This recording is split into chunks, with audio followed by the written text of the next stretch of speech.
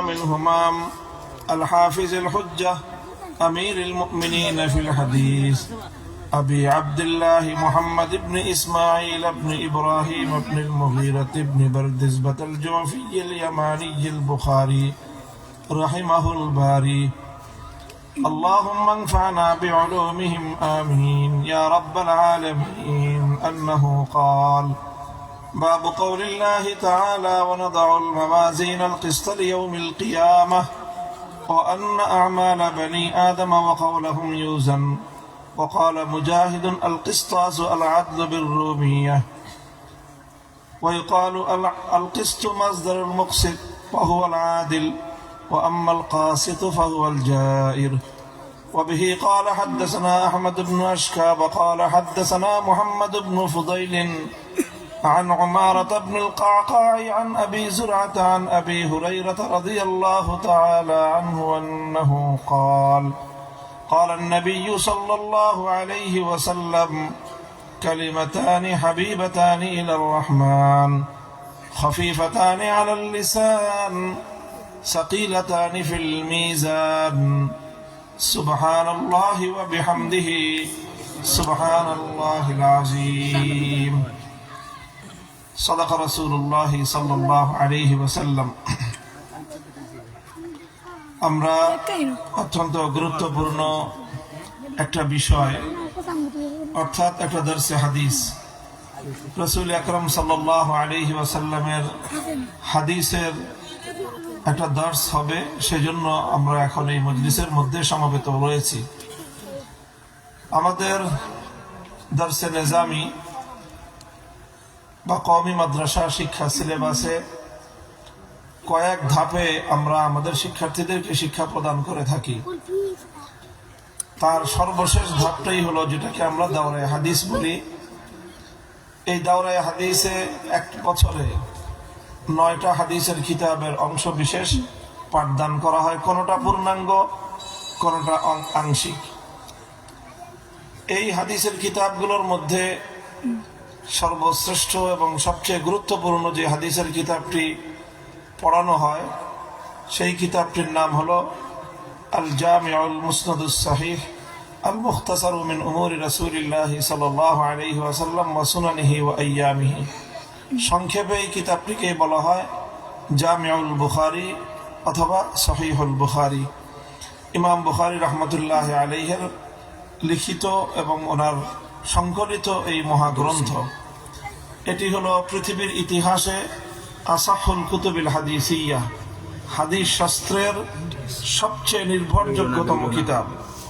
হাদিস শাস্ত্রের সবচেয়ে নির্ভরযোগ্যতম কিতাব।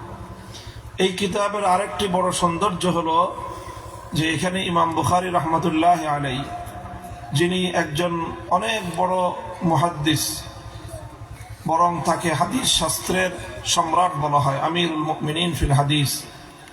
তিনি শুধু হাদিস শাস্ত্রেরই সম্রাট নন, বরং তিনি ইসলামের অন্যান্য যেই ইলমের যে শাখা প্রশাখা রয়েছে, অন্যান্য শাখা প্রশাখার উপরেও ইমাম বুখারী রাহমাতুল্লাহি আলাইহির ব্যাপক দক্ষতা এবং তার যোগ্যতার স্বাক্ষর রয়েছে। তিনি ফিকহের উপরেও অনেক বড় একজন ইমাম। ইমাম বুখারী রাহমাতুল্লাহি আলাইহি তিনি মুসলমানদের জীবনের প্রতিটি ক্ষেত্রে সকল বিষয়ে করণীয় নির্ধারণ করার ক্ষেত্রে কোরআন এবং হাদিস থেকে যথাযথ জায়গায় যথাযথ শিক্ষাটা তুলে ধরার ক্ষেত্রে এক অনন্য অসাধারণ দক্ষতার পরিচয় দিয়েছেন। যে অর্থাৎ একজন মানুষের জীবনে যখন যেই প্রসঙ্গটা সামনে আসে তখন সেই প্রসঙ্গে সেই বিষয়ে কোরআন এবং হাদিসের নির্দেশনাটা কি, এই বিষয়টা কোরআন এবং হাদিস থেকে তুলে আনা, এটা অনেক বড় একটা দক্ষতার বিষয়, অনেক বড় যোগ্যতার বিষয়। আর এই ব্যাপারে ইমাম বুখারী রাহমাতুল্লাহি আলাইহির দক্ষতা এবং যোগ্যতা ইসলামী ইতিহাসের মধ্যে অনন্য উচ্চতায়। এবং ইমাম বুখারী রাহমাতুল্লাহি আলাইহি যে এই কাজটি করেছেন, অর্থাৎ যেই ক্ষেত্রে কোরআন হাদিস থেকে যেই কথাটি তুলে আনতে হবে সেটার ব্যাপারে ইমাম বুখারীর দক্ষতাকে যুগে যুগে সকল আলেমগণ স্বীকৃতি দিয়েছেন। এই জন্য একটি কথা উলামায়ে কেরাম জেনে থাকেন ইমাম বুখারী সম্পর্কে, কথাটি হলো ফিকহুল বুখারী ফি তারাজিমিহি, যে ইমাম বুখারী রাহমাতুল্লাহি আলাইহি কোরআন এবং হাদিস থেকে উম্মতের জন্য, মুসলমানদের জন্য পদে পদে করণীয় বিষয়টা তিনি কোরআন হাদিস থেকে তুলে এনে বিভিন্ন অধ্যায় এবং পরিচ্ছেদের যে শিরোনাম তিনি সাব্যস্ত করেছেন, সেই শিরোনামের দ্বারাই এই বিষয়গুলো বুঝে আসে।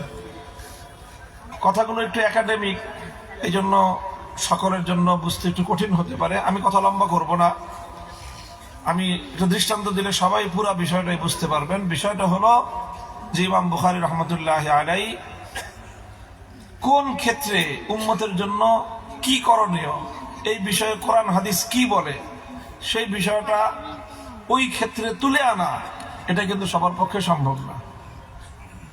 এটা সবার পক্ষে সম্ভব না। যেরকম ধরেন এখন আমরা এখানে বসে আছি, কিছু ছোট মানুষ সামনে বসছে, কিছু বড় মানুষ পিছনে বসছে, আবার আমাদের বসার একেবারে শেষ জায়গা কিছু মানুষ দাঁড়ায় আছে, এখানে কিছু জায়গা ফাঁকা আছে, পিছন থেকে কিছু মানুষ তারা সামনে আসতেছে না, চিন্তা করতেছে এতগুলি মানুষের মাঝখান দিয়ে আমি আবার সামনে। গুরুত্বপূর্ণ প্রতিটি বিষয়ে তিনি কোরআন হাদিস থেকে দলিল প্রমাণ দিয়ে এক একটা বিষয়কে সাব্যস্ত করেছেন। সেই বিষয়গুলো সাব্যস্ত করার ক্ষেত্রে অনেক বড় একটা বিষয় হলো যে যত ধরনের বাতিল মতবাদ আছে, প্রতিটি বাতিল মতবাদের খণ্ডনে ইমাম বুখারী রাহমাতুল্লাহি আলাইহি অত্যন্ত কঠোরভাবে বাতিল মতবাদকে খণ্ডন করেছেন। এবং সেটা সর্বশেষ ইমাম বুখারীর যে অধ্যায়, সেই অধ্যায়ের মধ্যেও, সহিহ বুখারীর শেষ অধ্যায়ের মধ্যেও ইমাম বুখারী রাহমাতুল্লাহি আলাইহি সেটার প্রমাণ দিয়েছেন। যেরকম ইসলামের যে সকল বিশ্বাস রয়েছে, যে বিশ্বাসগুলোকে ধারণ করলে একজন মানুষ মুমিন থাকতে পারে, আর যে বিশ্বাসগুলোর যে কোনো একটাকে একজন মানুষ অবিশ্বাস করলে অথবা সন্দেহ সংশয় রাখলে ঈমানদার থাকতে পারে না, এরকম অনেকগুলো বিশ্বাস আছে। আছে না নাই? আছে, যেগুলোকে আমরা ঈমানিয়াত বলি। যেরকম আল্লাহর একত্ববাদ, তাওহীদ। তাওহীদকে যদি কেউ বিশ্বাস না করে ঈমান থাকবে? থাকবে। রিসালাত, রসুল, আল্লাহ রসুলের রিসালাত, এই রিসালাত এবং নবুয়তকে বিশ্বাস করতে হবে। বিশ্বাস না করলে ঈমান থাকবে? নবুয়তের যে খতমে নবুয়ত, আল্লাহর নবী যে শেষ নবী হওয়া, এটাকেও বিশ্বাস করতে হবে। বিশ্বাস না করলে ঈমান থাকবে না। ঠিক এমনি ভাবে মানুষ মারা যাওয়ার পরে আল্লাহ আবার সকল মানুষকে কি করবেন? পুনরুজ্জীবিত করবেন। এটাকেও কি করতে হবে? বিশ্বাস করতে হবে। বিশ্বাস না করলে ঈমান থাকবে না। তো এরকম আখিরাতকে বিশ্বাস করতে হয়, পরকালকে। পরকালে আবার অনেকগুলো বিষয় আছে, এর প্রত্যেকটাকে আলাদা আলাদা করে খণ্ড খণ্ড করে বিশ্বাস করতে হয়। যেরকম পরকালের একটা বিশ্বাস হলো কিয়ামতের দিন মানুষের হিসাব কিতাব হবে। হবে কি হবে না? এটাকে বিশ্বাস করতে হবে। হিসাব কিতাবের পরে মানুষ দুই ভাগে ভাগ হবে, ফারিকুন ফিল জান্নাহ ওয়া ফারিকুন ফিস সাঈর। একদল জাহান্নামে যাবে, আর একদল জান্নাতে যাবে। জান্নাতে যাবে কিভাবে? কুল সিরাতের উপর দিয়ে জান্নাতে যাবে। তো জান্নাতকে বিশ্বাস করতে হয়, জাহান্নামকে বিশ্বাস করতে হয়। জান্নাতে যাওয়ার জন্য যে সিরাত পার হতে হবে, এটাকেও বিশ্বাস করতে হয়। মানুষের হিসাব কিতাব হবে, এটাকেও বিশ্বাস করতে হয়। সবগুলি বিষয় বিশ্বাস করতে হয়। এগুলো ইসলাম এবং ঈমানের অকাট্য বিশ্বাস। ঠিক ওই বিশ্বাসগুলোর মধ্যে একটা বিশ্বাস হলো যে আল্লাহ পাক কিয়ামতের দিন মানুষের হিসাব নিকাশের জন্য বান্দার আমল আল্লাহ ওজন দিবেন, পরিমাপ করবেন। বান্দার আমল কি করবেন? ওজন দিবেন, পরিমাপ করবেন। ওজন দিয়ে আল্লাহ সাব্যস্ত করবেন যে কে জান্নাতে যাবে, কে জাহান্নামে যাবে। ওজন ছাড়া আন্দাজের উপর আল্লাহ পাক হিসাব নিকাশ করবেন না। কথা পরিষ্কার? এটা ইসলামের একটা বিশ্বাস। এই বিশ্বাসটাকে আমরা যদি আরবিতে বলি, আকীদা হিসাবে বলি, তাহলে বলবো আল ওয়াজনু হাক্কুন। যেরকম আল জান্নাতু হাক্কুন ওয়ান নারু হাক্কুন ওয়াস সিরাতু হাক্কুন ওয়াল বাসু হাক্কুন ওয়াল ইয়াউমুল আখির হাক্কুন, ঠিক এরকম ভাবে আল ওয়াজনু হাক্কুন, ওজন হবে, বান্দার আমল পরিমাপ করা হবে। এটা একটা ঈমানের আকীদা, ইসলামের একটা আকীদা। এই আকীদাটাকে বিশ্বাস না করলে মানুষ ঈমানদার থাকতে পারবে না। কিন্তু দুর্ভাগ্যজনক বিষয় হলো মুসলিম উম্মার মধ্যে যুগে যুগে এমন কিছু মানুষের আবির্ভাব হয়েছে যারা ইসলামের অনেক অকাট্য বিশ্বাসকে অস্বীকার করেছে। কেন অস্বীকার করেছে? এক কথায় জবাব দিতে গেলে তো শয়তানের ধোকায় পড়ে, শয়তানের ধোকায় পড়ে তারা অস্বীকার করেছে। আর একটু বিস্তারিত বলতে গেলে তারা অস্বীকার করেছে কারণ তাদের ক্ষুদ্র মাথায়, তাদের ক্ষুদ্র মেধায় ইসলামের অনেক বিষয় বুঝে আসে নাই। তো যেটা তাদের বুঝে আসে নাই, বুঝতে না পেরে তারা সেটাকে অস্বীকার করেছে। যেরকম আল্লাহ পাক বান্দার আমলকে ওজন দিবেন, এখন অনেক মানুষের কাছে বিষয়টা বুঝে আসে নাই যে আমল আবার ওজন দেয় কিভাবে। কারণ আমল এটা কোনো ধরাছোঁয়ার জিনিস না। আমল ধরাছোঁয়ার জিনিস? আপনি মনে করেন আমি বললাম সুবহানাল্লাহ, আমল হলো কিনা? আমার আমল নামায় নেকি লেখা হলো কিনা? আমরা সবাই বললাম আলহামদুলিল্লাহ, আমল হলো কিনা? এখন আপনি আলহামদুলিল্লাহটাকে ওজন দিবেন কিভাবে? এখন এই বিষয়গুলো অনেক মানুষের বুঝে আসে না যে আমল, আমি একটা কথা বললাম, একটা কাজ করলাম, আমি একজনকে দান করলাম, অথবা আমি একজনের সাথে একটু ভালো আচরণ করলাম, এই সবগুলি তো নেক আমল। একজনকে আমি গালি দিলাম, এটা একটা বদ আমল, এটার গুনাহ হলো। আমি একজনকে একটা ভালো কথা বললাম, এটা নেক আমল, এটার সওয়াব হলো, এটার গুনাহ হলো। এটাকে ওজন দেওয়া হবে। কেমনে দেওয়া হয়? আমল আবার মাপে কিভাবে? এটা অনেক মানুষের কি করে নাই, বুঝে আসে নাই। তো কিছু মানুষের জীবন চলার পদ্ধতি হলো যেটা বুঝে আসবে না সেটা মানবো না, যেটা বুঝে আসবে না সেটা মানবো না। তো এই নীতিতে যারা চলে তাদের মাথায় যখন ওজন কিভাবে হবে এটা বুঝে আসে নাই, তখন তারা ওজনকে কি করেছে? অস্বীকার করেছে। এদেরকেই বলা হয় মুনকিরিন ওজন, অর্থাৎ ওজন অস্বীকারী ভ্রান্ত দল। ওজন অস্বীকারী ভ্রান্ত দল। ইমামে বুখারী রাহমাতুল্লাহ আলাইহি এই ওজন অস্বীকারী ভ্রান্ত দলের মতবাদকে খণ্ডন করার জন্যই এই সর্বশেষ অধ্যায়কে তিনি স্থাপন করেছেন। যে ওজন যারা অস্বীকার করেছে তাদের মতবাদটা বাতিল মতবাদ, তাদের মতবাদটা অগ্রহণযোগ্য মতবাদ, তাদের এই মতবাদটা কুফরি মতবাদ। এই মতবাদকে গ্রহণ করলে ঈমান থাকবে না। কথা বুঝতেছেন আপনারা? আচ্ছা, এখন একটা মতবাদকে যদি খণ্ডন করতে হয় কিসের প্রয়োজন বলেন তো? দলিল প্রয়োজন। কি প্রয়োজন? আপনি একজনের বক্তব্য খণ্ডন করবেন, বলবেন যে তোমার কথাটা ভুল, তা বলে দিলেই হবে না প্রমাণ দিতে হবে? প্রমাণিত হবে। ইমাম বুখারী যেহেতু বলতেছেন যে যারা ওজন অস্বীকার করেছে তাদের মতবাদ এবং তাদের বক্তব্য ভুল, তো প্রমাণ দিতে হবে কি হবে না? ইমাম বুখারী রাহমাতুল্লাহ আলাইহি প্রমাণের দ্বারা সাব্যস্ত করবেন যে যারা ওজনকে অস্বীকার করেছে তাদের মতবাদটা ভুল। এই হলো দুটো কাজ ইমাম বুখারীর এখানে এই অধ্যায়ের মধ্যে, দুটো বিষয়। প্রথম বিষয় হলো যারা ওজন অস্বীকার করেছে তাদের মতবাদটা যে ভুল এই কথার দাবি করা, আর দ্বিতীয় নম্বর হলো নিজের দাবির সপক্ষে এবং ভিন্ন মতাবলম্বীদের বিভ্রান্ত দলের ভ্রান্তির বিপক্ষে দলিল পেশ করা। ইমাম বুখারী দুটো কাজই করেছেন। প্রথম কাজ যে উনি দাবি করেছেন যে বান্দার আমল ওজন দেওয়া হবে, বান্দার আমল ওজন দেওয়া হবে। আন্না আমালা বানি আদম ওয়া কাওলাহুম ইউজানু, সকল মানুষের আমল ওজন দেওয়া হবে।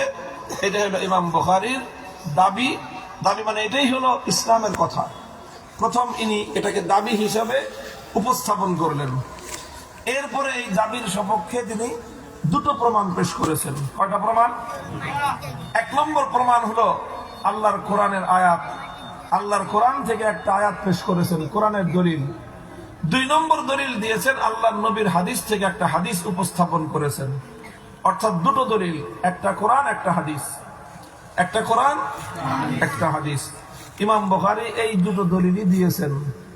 ইমাম বুখারী তার বক্তব্যকে প্রমাণ করার জন্য কোরআন হাদিসের বাইরে অন্য কোন দলিল প্রমাণের দিকে যান নাই, কোন বৈজ্ঞানিক বিশ্লেষণ করেন নাই, কোন দার্শনিক ব্যাখ্যা দেন নাই, কোন যুক্তি তর্কের অবতারণা করেন নাই। কেন করেন নাই? শুধু কোরআন হাদিসের দলিলের উপর তিনি কেন ক্ষান্ত হলেন? কোন বৈজ্ঞানিক বিশ্লেষণ করলেন না, যুক্তি তর্ক দিলেন না, কোন দার্শনিক ব্যাখ্যা দিলেন না। কারণ কি? কারণ হলো যে এই সকল বিষয়গুলো বৈজ্ঞানিক বিশ্লেষণ, যুক্তি তর্ক, এগুলোর কোনোটারই স্থিরতা নাই, এগুলো পরিবর্তনশীল।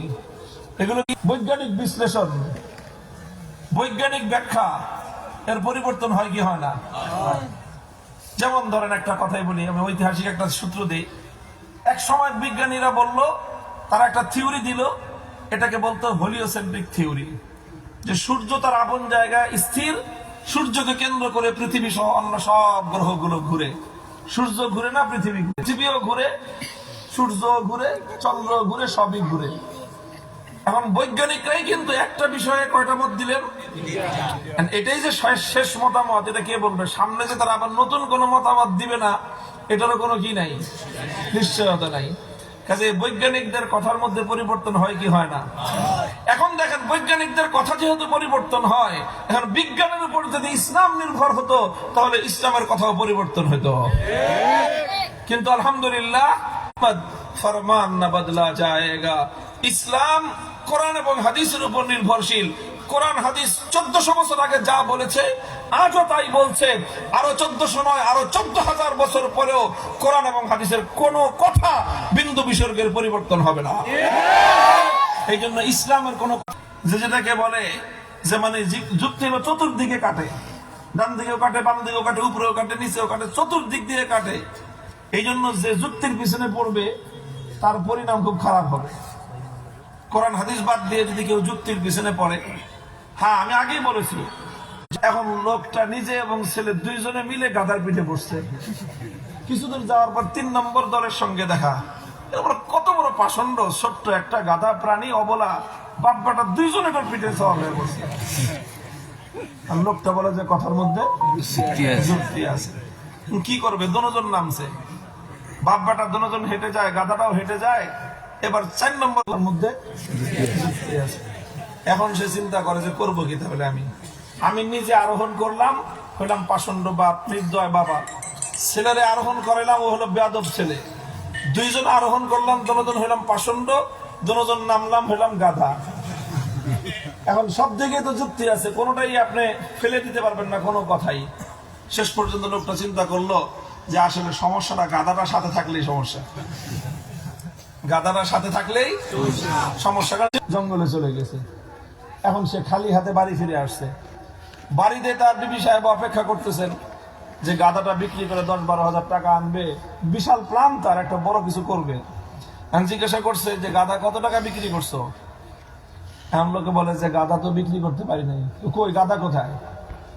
পরে সে বলল যে এরকম মানুষের যুক্তির পাল্লায় এর আগে যদি আসো, ঝাঁটার বাড়ি একটা মাটিতে পড়বে না। তো আসলে যারা কোরআন এবং হাদিসকে পরিহার করে দুনিয়ার ডান দিকে বাম দিকে অন্য কোন মতবাদ, অন্য কোন যুক্তি তর্কের উপর চলবে, জীবনের শেষ বিচারের দিন তাদের কপালে ঝাঁটার বাড়ি ছাড়া কিছুই জুটবে না। এটা হাদিস, এটা এত দৃঢ় এবং মজবুত, সারা দুনিয়া পরিবর্তন হতে পারে। কোরআন হাদিস কোন পরিবর্তনশীল জিনিস নয়। আপনার কোনদিন আসমান পায়ের নিচে আসতে পারে, জমিন মাথার উপর উঠতে পারে, কিন্তু আল্লাহর কোরআন এবং নবীর হাদিস পরিবর্তন হবে না। এই জন্য হাদিস এত শক্তিশালী দুই মাধ্যম যে এটার উপর যদি উম্মত নির্ভর করতে পারে, আস্থা রাখতে পারে, এই উম্মত সারা বিশ্বকে নেতৃত্ব দিবে, সারা পৃথিবীর সমস্ত মানুষের কল্যাণ তারা করতে পারবে। আর তারা যদি কোরআন হাদিসকে বর্জন করে, নিজের কপালেও ঝাঁটার বাড়ি, সারা দুনিয়ার মানুষের কপালে ঝাঁটার বাড়ি। তুজলামু নাফসুন শাইআ ওয়া ইন কানা মিসকালা হাববাতিন মিন খারদালিন আতাইনা বিহা ওয়া কাফা বিনা হাসিবিন। আল্লাহ পাক রব্বুল আলামিন বলেছেন যে আমি নাদাউ স্থাপন করব আল মাওয়াজিন আল কিসতা। এটা ছাত্রীদের জন্য বলতেছি। আল মাওয়াজিনা থেকে আল কিসতা সিফাত হয়েছে, তবে এখানে একটা মুজাফ মাহজুফ আছে। আল কিসতা আল মাওয়াজিনা যাওয়াতিল কিসতি। যেরকম যাইদুন আদলুন বলি আমরা, মিজান শব্দের অর্থ এক সময় করা হতো দাড়িপাল্লা। আসলে মিজান শব্দের অর্থ দাড়িপাল্লা নয়, বরং মিজানের অর্থ এর চেয়ে আরো ব্যাপক।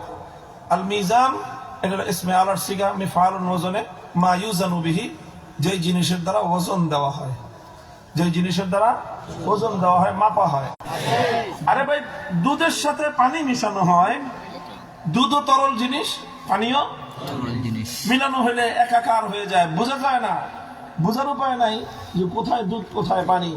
কিন্তু মানুষ এমন যন্ত্র আবিষ্কার করে ফেলছে, ওই যন্ত্রটা দুধের মধ্যে দিলে সঙ্গে সঙ্গে ধরা পড়ে যায় যে এই দুধের মধ্যে কত পার্সেন্ট দুধ গরুর ওলান থেকে দোয়ানো হয়েছে আর কত পার্সেন্ট দুধ চাপকলের ওলান থেকে দোয়ানো হয়েছে। বলেন বোঝা যায় কিনা? তো তরল জিনিস থেকে তরল জিনিসকে পার্থক্য করার মতো যন্ত্র আবিষ্কার করেছে মানুষ। মানুষ যেই মেধা খাটিয়ে এই ধরনের যন্ত্র আবিষ্কার করতে পারলো।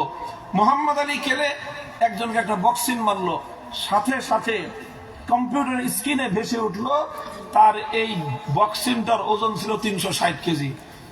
তো ঘুষি মারলো কে? কার নাকের উপরে মারলো, এদিক দিয়ে কম্পিউটার স্ক্রিনে ভেসে উঠলো ঘুষির ওজন কত। সম্ভব কি সম্ভব না? এই যে ব্যবস্থাটা আবিষ্কার করলো মানুষ, কি দিয়ে আবিষ্কার করলো? মেধা দিয়ে। এত কিছু তো দরকার হয় না মানুষ, তুমি তোমার মেধা দিয়ে পাকাইলে তো তুমি বুঝতে পারো যে আল্লাহ এত কোটি কোটি হাজার হাজার কোটি কোটি মানুষকে যে আল্লাহ এত মেধা দিলেন, সে আল্লাহ পাকের কাছে কুদরত এবং ক্ষমতা কত বেশি আছে। কোরআনের আয়াতের দ্বারা প্রমাণ হলো, আল্লাহ নিজে দাবি করেছেন যে কিয়ামতের দিন আমি মানুষের আমল ওজন দেওয়ার জন্য একটা ব্যবস্থা আমি স্থাপন করব। সুতরাং কোরআনের আয়াতের দ্বারা প্রমাণ হলো আল ওয়াজনু হাক্কুন, যে ওজন হবে, অস্বীকার করার কোনো উপায় নেই। দ্বিতীয় প্রমাণ পেশ করলেন ইমাম বুখারী রাহমাতুল্লাহি আলাইহি আল্লাহ নবীর হাদিসের দ্বারা। হযরত আবু হুরায়রা রাদিয়াল্লাহু আনহু বর্ণিত হাদিস, রাসূলের আর বহু বচনের মাঝখানে আরেকটা বচন আছে, সেটা হলো দ্বিবচন তাসনিয়া। দুইজনকে বোঝানোর জন্য আরবিতে আলাদা টার্ম ব্যবহার হয়। এদের আরবি ভাষার একটা অনন্যতা, আরবি ভাষার শ্রেষ্ঠত্বের একটা প্রমাণ এটা, যে আরবি ভাষা কতটা ডিপ, কত গভীর, কত বিস্তৃত। কালিমা তাইয়্যিবা বলা হয় কাকে? লা ইলাহা ইল্লাল্লাহু মুহাম্মাদুর রাসূলুল্লাহ। এখানে কিন্তু আরবি ভাষা অনুযায়ী দুইটা জুমলা মিলে একটা কালিমা হয়েছে। ঠিক এরকম এখানে কালিমাতানি মানে হলো দুটো কালিমা। বাংলায় এর অনুবাদ করা যায় কথা। কালিমার অর্থ কি? কথা। কালিমার অর্থ কি? দুটো কথা এমন রয়েছে যেই দুই কথা ফাইলুন মাফউলুন ওজনে ব্যবহার হয়েছে এখানে। আয় মাহবুবাতানি ইলার রহমান, সীমাহীন দয়ালুর নিকট অতি অনেক প্রিয়। মাহবুবুন, সীমাহীন দয়ালুর নিকট এই কথা দুটি প্রিয়। এটা হলো এক নম্বর। মরিচ ছোট কিন্তু ঝাল বেশি। মরিচ ছোট ঝাল বেশি, এই কথাটা বললেই কথার মধ্যে একটা আকর্ষণ আছে, আছে না নাই? যদি বলা হয় যে মরিচ বিশাল টুকরার মতো, দেখতে ছোট, সময় লাগবে কম, তুমি কয়েক সেকেন্ডে বলতে পারবা সুবহানাল্লাহি ওয়া বিহামদিহি।